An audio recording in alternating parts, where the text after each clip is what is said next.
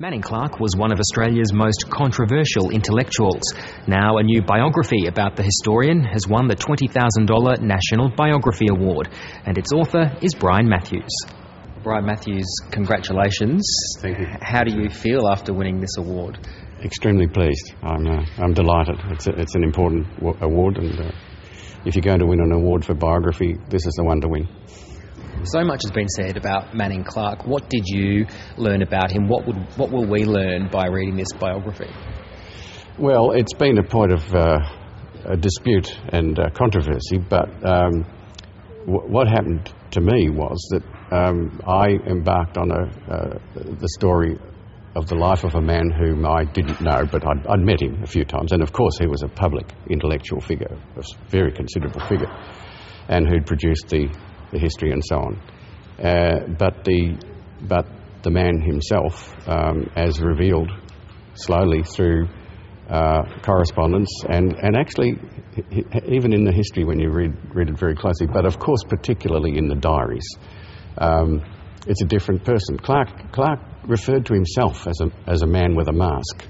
And, whereas that might have sounded a kind of, slightly self-dramatising thing, the kind of thing we all do, maybe a bit, it wasn't. There was a different person behind the mask, and that's what surprised me. And it was not the apparently very confident intellectual that we all saw. Brilliant man, no question, no matter where you looked, but a man of surprising lack of confidence, easily bruised self-esteem, and of course with other complexities that gradually emerged. What did you learn about how he dealt with some of the criticism of him?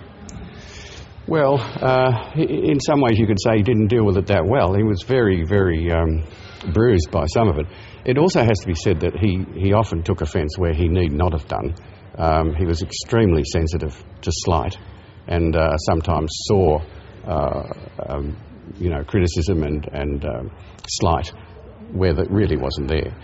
But on the other hand, there were times when absolutely unquestionably they were there, such as some of the reviews he copped, and he was very, very hurt by them. He almost never retaliated. He almost never spoke back out at these sorts of things. At the odd time he did, but not in general. And as I said, he was very, he wondered after several of these attacks whether it was worth publishing books, as he put it, in Australia. And he mused, perhaps one should publish posthumously, which actually wouldn't have done him a lot of good, because one of the really big attacks on him famously occurred after his death. So I guess by and large you could say he didn't handle them that well, in the sense that he was hurt by them, often badly hurt, and but felt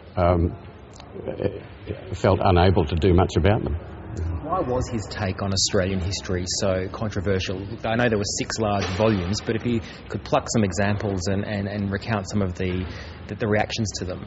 Well, I think it's not something that comes out in examples so much as in just the way he went about it. He wrote, as he came to say, narrative history. He mentions the word story over and over again, not so much in the histories, but in talking about them. And when you tell a story, of course, the story can get away from you. And one of the problems with the 6 volumes is that gradually, and this, I'm not the first person to say this by any means, the historians say this, it does get away from you. I mean, the original idea was just breathtaking. What happens when the Enlightenment, Catholicism and Protestantism meet in the wilderness?